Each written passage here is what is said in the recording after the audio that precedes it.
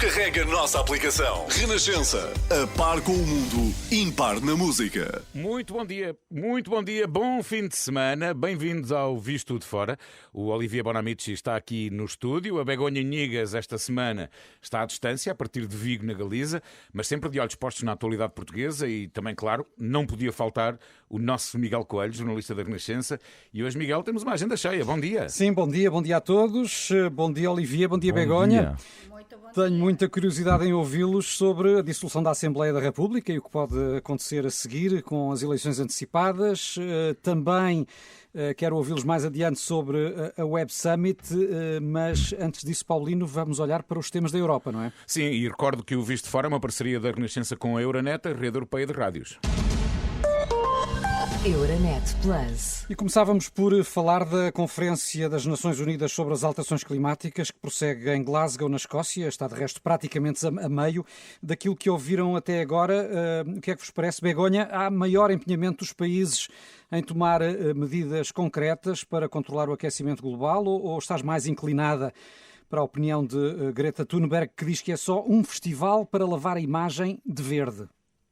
Un bocadiño do segundo e un bocadiño do primeiro. Eu acho que non é unha conferencia con tanto suceso como nos queren vender, non é?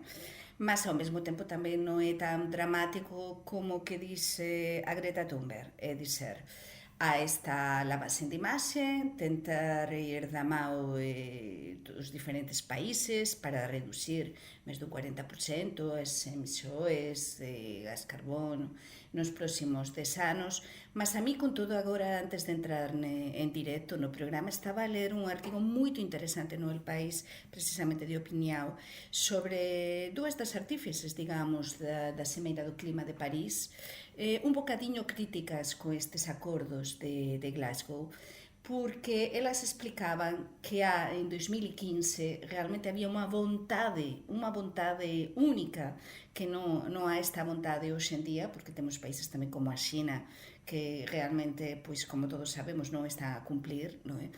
E que nese momento había esa vontade política e non se conseguiu. Prácticamente hoxe estamos con esta mudanza climática e non se está a reducir un grau e tal de temperatura, non é? O aquecimento global.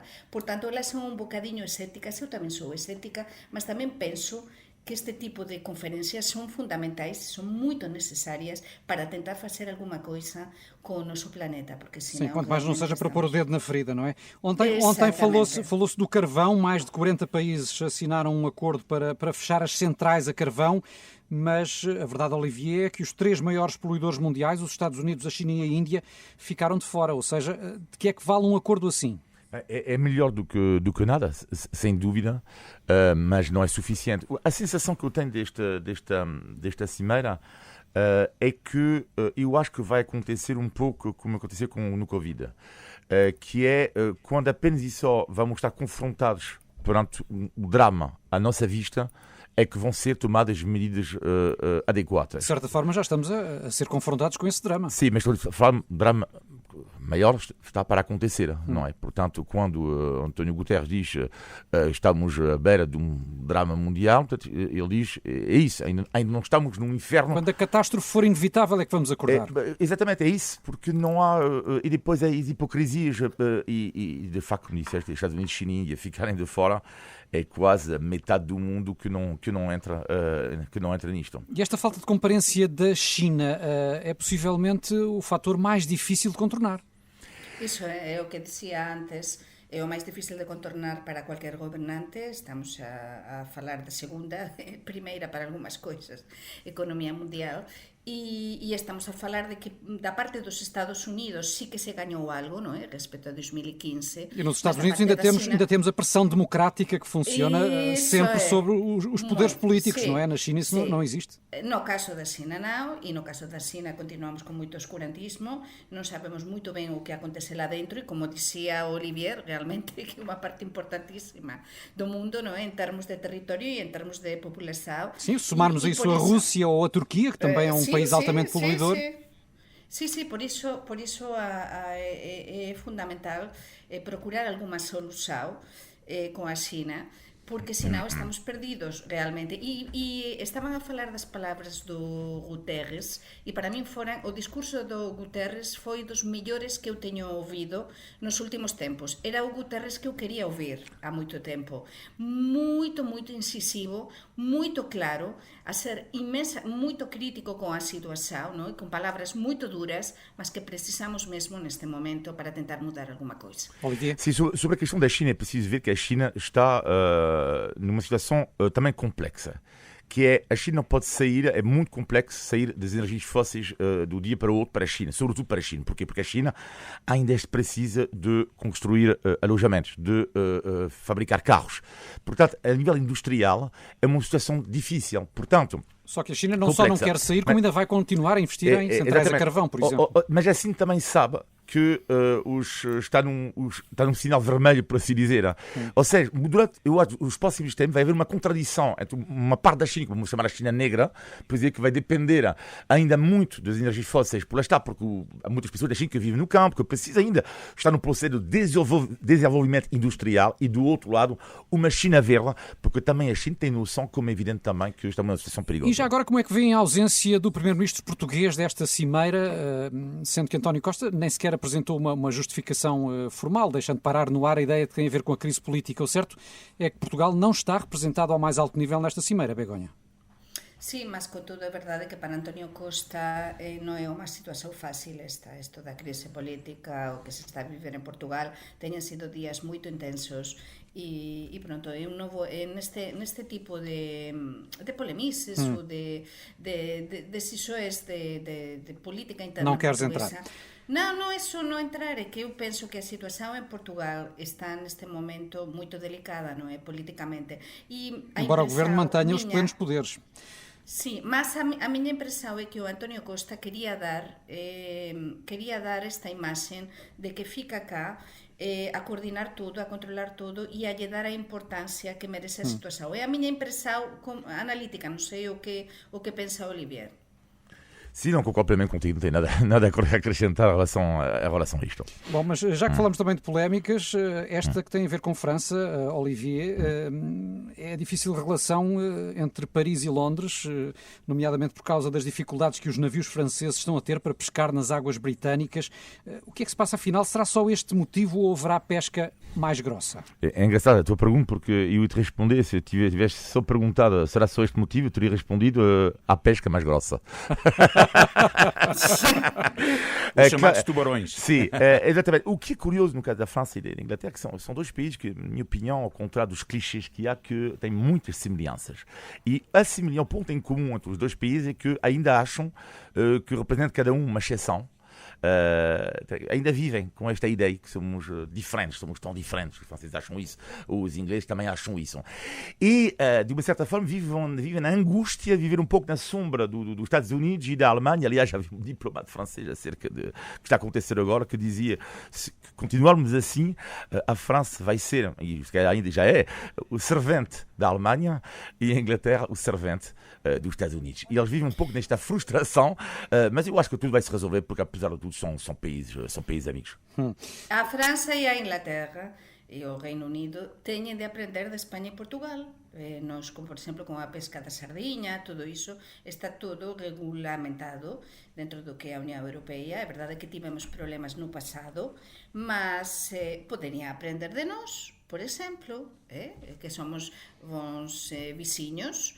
Embora neste caso países de dimensão tão diferente entre si que provavelmente é mais fácil chegarem a acordo do que, como dizia o Olivier, dois tubarões, não é? Que pretendem impor-se ou pelo menos impor uma imagem que em muitos casos já não corresponde à realidade atual. Sim, mas nós somos uma potência, Portugal e Espanha, em termos marítimos, sem dúvida, de área pesqueira e, portanto, nesse caso temos uma dimensão também bastante grande os dois. E, insisto, somos um exemplo que os franceses e os ingleses, os britânicos, poderiam aprender de nós. Muito bem. Falamos ainda da situação da Covid, porque nesta última semana continuaram a agravar-se os sinais da pandemia na Europa. A Alemanha tem inclusive batido recordes diários de novos casos, com máximos que são os mais elevados desde o início da pandemia. A OMS, por seu lado, prevê 500 mil de mortos até fevereiro na Europa, sobretudo nos países com baixas taxas de vacinação. Será que que a solução poderá passar, Olivier, por medidas mais drásticas, como vacinação obrigatória, como chegou a defender Angela Merkel? O que é que nós falamos disso? Bom, a Alemanha, é um caso à parte, porque a Alemanha já é uma taxa de vacinação baixa. Bom, mas agora o mais preocupante é que são os países que já têm uma taxa de vacinação elevada, tipo a Bélgica ou a Holanda. A Holanda, na casa dos 85%. O que pode também ter a ver com uma retirada drástica das medidas de proteção. É isso. Portanto, eu acho que vai haver primeiro um regresso às medidas fortes, tipo com a máscara e tudo isso. Em França, aliás, já vai acontecer nas escolas. Em algumas, sim, num terço dos departamentos franceses. Mas eu acho que a segunda medida, e já existem em algumas regiões da Alemanha, que eu acho que vamos caminhar para isto, vai ser ou a vacinação obrigatória, ou então outra medida possível, que já existe em algumas regiões, que é vocês não estão vacinados, não podem entrar num sítio. Sim, e como a Itália, não podem trabalhar. E não fazem teste PCR. Podem fazer um teste PCR, só que isso vai vos custar uma fortuna. Ou seja, o Estado já vamos subir o preço, imagine 150 euros para isso. E, ou seja, tu vais na tua vida no dia a dia, vai ser cada vez mais complicado se tu não fores indiretamente vacinado. obrigado Obrigado a vacinar-te. Sim, mas eu acho que assim vai acontecer realmente em toda a Europa. Por moito que Portugal e España sexamos exemplos na vacinação, porque sin dúvida somos exemplos a nível mundial, non é? Cada vez vai ser máis exigente e vamos ter máis exigencia para facer cualquier actividade dentro para ser vacinados. E agora tamén o debate é a terceira dose. Por exemplo, en España as persoas de máis de 80 anos se están a levar a terceira dose cá também, como vacina. sabes. En Portugal xa estive a ver que tamén, e está-se a tentar tamén que fique tamén a vacinação para estas persoas o máis rápido possível. E alargar também a vacinação às crianças, é uma possibilidade muito forte. Esta posibilidade xa há estudios a nível europeo e a nível tamén nos Estados Unidos de institucións con bastante prestigio que están a apostar precisamente nisto. Aliás, nos Estados Unidos xa se está a vacinar, non é? A crianças Sim, com máis de 5 anos. Exactamente. Por iso, sin dúbida vai pasar por iso, é dizer, terceira dose, xa pelo menos para toda a população de risco e depois crianças vacinadas e exigir non só nos locais de traballo, sino en todo lado o certificado de vacinação para poder, eu acho que cada vez máis, para poder fazer qualquer coisa de trabalho ou o que seja. Faltam 26 minutos para as 11 da manhã, estamos no Visto Fora com Olivier Bonamici e Begonha Inigas. Recordo que este programa é uma parceria da Renascença com a Euronet, Rede Europeia de Rádios. Euronet Plus. E por cá, como se previa, o Presidente da República anunciou ontem à noite que vai dissolver a Assembleia, marcou eleições antecipadas para 30 de janeiro. Ouviram a mensagem de Marcelo? Pareceram-vos bons os argumentos para a dissolução e para a data? Ou não? Porque a maioria dos partidos, por exemplo, queria eleições mais cedo, Olivier. O argumento do Presidente Marcelo é, de facto, parece-me correto, de facto, de não haver campanha durante o Natal. Portanto, eu acho que nesta crise política a questão da data, claro, pode interessar alguns partidos ou não, mas eu acho que para as pessoas, claro, ele falou do risco da abstenção e parece-me correto no final de janeiro, sim. Begonha? Pois para mí pareceu-me que foi Marcelo, é dizer, estaba todo totalmente estudado, cumpriu todo o que ele tiña xa avanzado no día, acho que foi 25 de outubro, non é? Cando ele diz que se non se aprobaba o orçamento no Parlamento, ele avanzaría para as eleições anticipadas e disolvería a Asamblea. Temos, para mí tamén o interesante e o que eu acho que fora tamén interesa, precisamente que temos Parlamento, non é? Temos sesións parlamentares até día 26 de novembro e até día 1 de decembro non se vai realmente a acabar esta legislatura, por dizer de algún xeito, non é? Sim. E que ele tentou encontrar ese equilibrio entre uns e outros, porque sin dúbida non é 16 de xaneiro, como querían moitos, mas non é febreiro como pedían outros, non é? Por tanto, ele procurou o día 30, e é verdade que 30 de xaneiro dá tempo, realmente, por exemplo, ao PSD, para se alinhar, para escolher ou não escolher um novo líder, ou a continuação do Rui Rio. E Rui Rio até diz que já pode apressar o processo, no sentido que o PSD chegue em melhor posição às eleições. Exatamente, e o CDS-PP, pronto, se não quer apressar, não é assunto do Presidente dizer, ele o tinha totalmente estudado, e é lógico, eu acho que é muito lógico. Deixem-me ouvi-los sobre isto. Postos perante este processo de eleições antecipadas, quem é que vos parece que pode sair melhor ou ser mais penalizado? Porque as sondagens, e hoje foi divulgada mais uma, apontam para a possibilidade de sair das eleições um cenário, enfim, mais ou menos parecido com o que temos atualmente, com o PS a vencer sem maioria absoluta. O que é que vos parece? Que partidos terão mais a ganhar ou a perder? E se confirmar que continuamos num pântano político, como é que fica Marcelo, Olivier? Isto é o risco desta decisão, porque vamos não esquecer que a sondagem é a fotografia do momento. Portanto, corresponde à fotografia atual. Ficámos ainda quase 3 meses das eleições. Exatamente. Muitas coisas podem mudar. A primeira indicação é que o Partido Socialista, em relação à última sondagem, está a crescer. E o PSD está a descer. E, portanto, a grande questão aqui que é, eu acho, aliás, uma outra sondagem esta semana que diz que a maioria dos portugueses consideram que o PS vai ganhar, mas sem maioria absoluta. E também acho que o PS vai ganhar sem maioria absoluta. A grande questão é que será que o PS vai governar? É grande complicação, porque normalmente se António Costa ganhar, o que é provável, é que depois vai ter que fazer uma nova geringonça. Bom, mas depois se não conseguir, Marcelo vai chamar o Rio ou Paulo Rangel e vai dizer geringonça. Só que há um problema ali. É que na geringonça da direita há um outro problema que se coloca. Normalmente, segundo os números atuais, repito, atuais, a geringonça CDS-PP, Iniciativa Liberal e PSD não será suficiente. Neste caso, a direita portuguesa será confrontada a uma questão histórica para o seu futuro, que se coloca também em Espanha. Tu podes ser eleitor do PP em Espanha, depois há eleitores do PP que estão revoltados com a questão, só a ideia de se aliar com o Vox. E há outros que o aceitam. A grande questão do PSD vai ser se ganhar ou se ficar no segundo lugar e chamar por Marcelo, se ou não, decisão histórica, governamos com o acordo do Chega. E uma eventual indefinição será também um problema muito bicudo para o próprio Marcelo, claro. Sim. Begonha.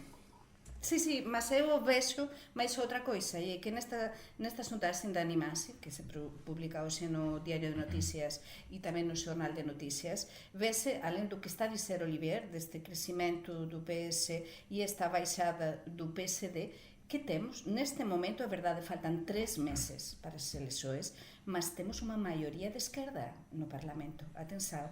Portanto, non a centro-direita e até com a extrema-direita, non é? En Portugal non podería gobernar.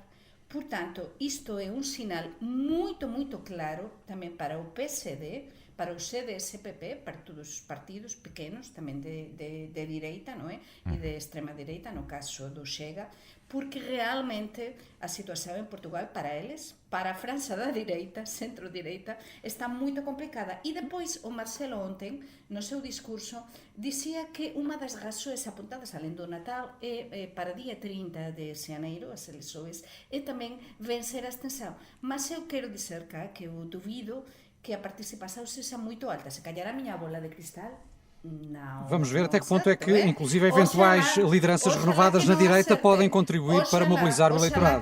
Que não acerte e que se possa mobilizar o eleitorado, porque o que demonstra que há democracia e democracia saudável num país é precisamente a participação nas eleições. Por isso é muito importante que as pessoas vayam votar. Claro. Mas neste momento eu acho que há muito desinteresse realmente dos portugueses. Mas como tu própria também muitas vezes dizes, em política não se podem fazer previsões, mesmo a curto prazo, nunca se devem fazer grandes previsões. Faltam 3 meses. E até que ponto é que esta crise política em Portugal continua a ser notícia nos vossos países? Olivier, pelo menos em França, foi inclusive tema de editorial no Le Monde. Sim, porque como já vos disse aqui, a grande maioria da comunicação francesa é de esquerda, e para os meus colegas foi um balde de água fria, porque claro, para quem é de esquerda, Portugal era uma espécie de modelo, não é? Ao nível europeu, o sonho da esquerda. Aliás, houve vários ministros franceses que foram a Portugal a perguntar a António Costa como é que você fez para tal a receita? Qual é a vossa receita? Bom, agora, a receita já acabou por enquanto, não é? Agora, o que adorei no editorial do Le Monde, não tanto no editorial, mas no artigo do Le Monde, é que a jornalista vai explicar, porque é tentativa de explicação, não é? O que acontece em Portugal, tudo isso, e depois ela fala do Rui Rio e Paulo Rangel. E então, é engraçado, porque o Le Monde é um jornal de peso em França, não é um jornal qualquer, e ela escreve o seguinte, não sei se ela torce por um candidato ou outro, mas ela diz, passa a citar o Rui Rio, para apresentar as pessoas rapidamente aos franceses que não conhecem o Rui Rio e Paulo Rangel. O Rui Rio, escreve ela, a jornalista, a minha colega, é um homem que está, deixa a porta aberta para se entender com o Chega. Isto é assim o resumo do Rui Rio. Paulo Rangel é culto, homossexual assumido, católico e não se quer entender com a extrema-direita. E o que me fez rir foi a palavra culto, porque quando tu fazes uma comparação entre um que é culto e não diz que o outro que é culto, significa para o Le Monde que eventualmente o Rui Rio é inculto, o que eu acho que não é verdade, na minha opinião, e achei um pouco demasiado redutora esta apresentação, mas fez-me sorrir, no entanto. Voilà. E a crise vista de Espanha, Begonha?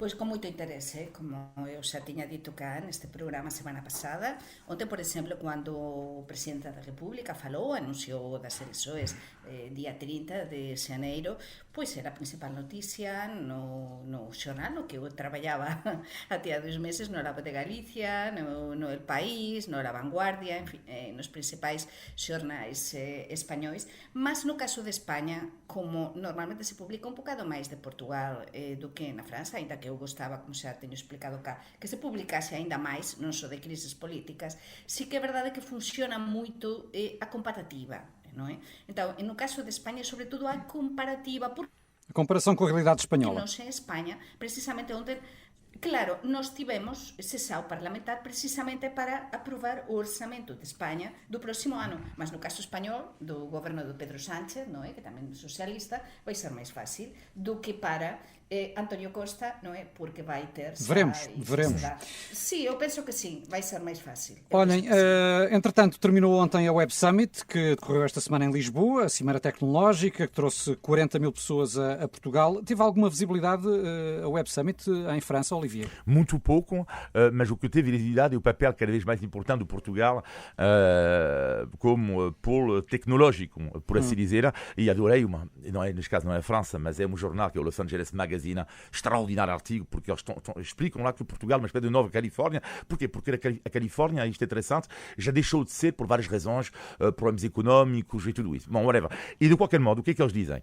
Eles escrevem o seguinte, o novo sonho californiano é aqui em Portugal. E depois adoro. Em Portugal, vocês acreditam ou não, o custo da vida é 2 vezes mais barato. Um jantar para 2 pessoas custa 25 euros apenas, diz o jornal, e a parte melhor para o fio adoro. O excelente vinho em Portugal, o excelente vinho do supermercado é ainda mais barato do que a nossa água de garrafa. Isso são argumentos muito analógicos para elogiar isso é discutível, Portugal não é? como polo tecnológico. Mas, Exato. enfim. Sim, mas foi vendido como dizer que a qualidade de vida... Não, mas tudo isto para explicar, não deixa de ser verdade. Não, é Eu verdade, conheço não há muitas dúvida pessoas da startup que se instalam em Portugal por causa de quê? Claro. Por causa da qualidade de vida. Quer dizer, isto não deixa de ser verdade o que eles escrevem. Sem dúvida. Begonha. Mas Olivier, claro, isto é muito barato para eles, para o ordenador do francês, não é? Mas claro, estou a dizer. Para tantos americanos, neste caso, mas... franceses, E se me claro, permitem- americanos. Se me permitem, há aqui outra questão muito rápida. Reparem, quem vem à Web Summit sai do aeroporto, no aeroporto apanha o metro, sai à porta da Web Summit, tem uma vista maravilhosa, tem hotéis ali ao lado e, portanto, vai daqui completamente deslumbrado com Portugal, Mas temos que nem greve de sempre, metro. que não é bem, é o país real, mas Mas temos greves de metro, como Mas a Begonha vem Begonha, sugerir. Diz, desculpa. Temos a greve de metro de ontem, eu estou, agora mesmo non quero dar inversa, mas eu estou a ver o mar neste momento, estou a ver a ría de Vigo, Olha. mas o que eu acompañei... É o nosso mar comum. Sin dúbida, exactamente, o noso mar Atlántico maravilloso, non é? Mas neste caso eu acompañei o que aconteceu en Lisboa co metro, e grande parte desas 45.000 persoas que participaran de startups, fundamentalmente pequenas empresas de empreendedorismo que participaran na Web Summit, debe ser un caos ontem e anteontem e toda esta semana para chegar realmente ao Web Summit. Então, penso que é unha coisa que demostra como pode funcionar moito ben o marketing, mas a logística tamén é importante. Então, o Moedas ten agora un desafío moito importante con o metro e ten outro desafío moito importante con o que dixo Marcelo, presidente da República ontem, no seu discurso na UE Summit, de chegar a 100.000 persoas en 2022, porque tense de ampliar todo iso. Eu que acompañei tanto o UE Summit nos últimos anos como correspondente, non é? Vin o crecimento do empreendedorismo en Portugal e é verdade esa imaxe de marca que xa ten Portugal, mas que ten desde 2017, dizer. Eu acho que este ano non mellorou moito máis porque a pandemia tamén claro que sim. as súas limitações, non é? Claro que sim. Ora bem, estamos no Visto Fora e só chegou agora, ainda veio bem a tempo porque está na altura do sempre aguardado Índice de Tugalidade. Índice De Tugalidade. Este é o... Estamos a Olivier a cantar. Este é o momento que o Olivier rebenta com o Adoro, microfone. adoro. Bom, Que saudades. todas as semanas pomos aqui à prova a Begonha e o Olivier, que têm de descobrir o significado de uma expressão tipicamente portuguesa. Hoje é um 2 em 1, mas é mesmo muito fácil. Atenção. Veremos se ficam na mó de baixo ou na mó de cima. Não? Mó. Na mó. Sabem o que é uma mó? Na mó de baixo. Começa logo por aí.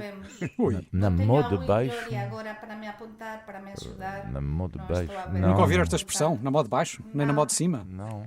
Não.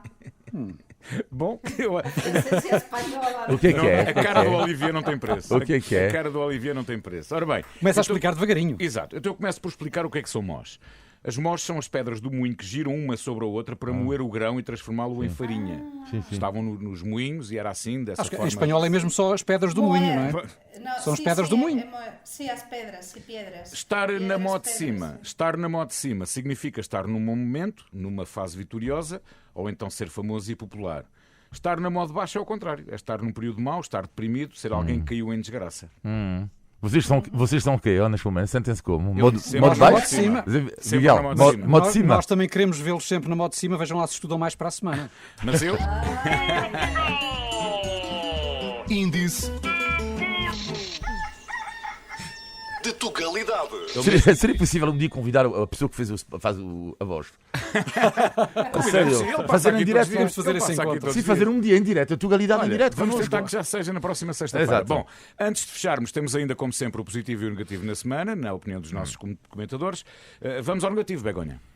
Pois o negativo ten a ver con o que eu explicaba do metro antes de Lisboa, non é? Ese caos, non é, que se ten instalado nas 3 últimas semanas na cidade de Lisboa por causa destas greves continuadas e todo isto chegou até a Web Summit, é dizer, até as persoas que querían ir até unha feira importantísima de tecnoloxía a nivel mundial que queremos que continue a ser aínda mellor e maior. Por iso é importantísimo mudar algo no que ten a ver cos transportes urbanos nas principais cidades de Portugal. Neste caso estou a falar de Lisboa, mas tanto o comboio de proximidade como neste caso o metro da cidade non se pode permitir ter greves continuas e sobre todo que ten de mellorar o servizo. Pronto. Acho que é fundamental. Eu há pouco falava da facilidade de chegar ao Web Summit e esqueci-me completamente da greve do metro ontem. E o teu negativo, Olivier? O meu negativo tem a ver com uma coisa que eu reparei no meu bairro e cada vez me preocupa, é a quantidade de dinheiro que as pessoas gastam com os seus animais. Vou explicar porquê que eu digo isso. Como é evidente, eu tenho animais, portanto é evidente que eu gasto, cada vez que um gato aconteceu, e infelizmente caiu há 2 meses atrás, gastei uma fortuna. E gostaria que a questão do veterinário fosse melhor enquadrado e estudado. Porquê? Porque há pessoas, quando nós temos um animal querido, gastamos uma fortuna para ele. Só que isto não é enquadrado.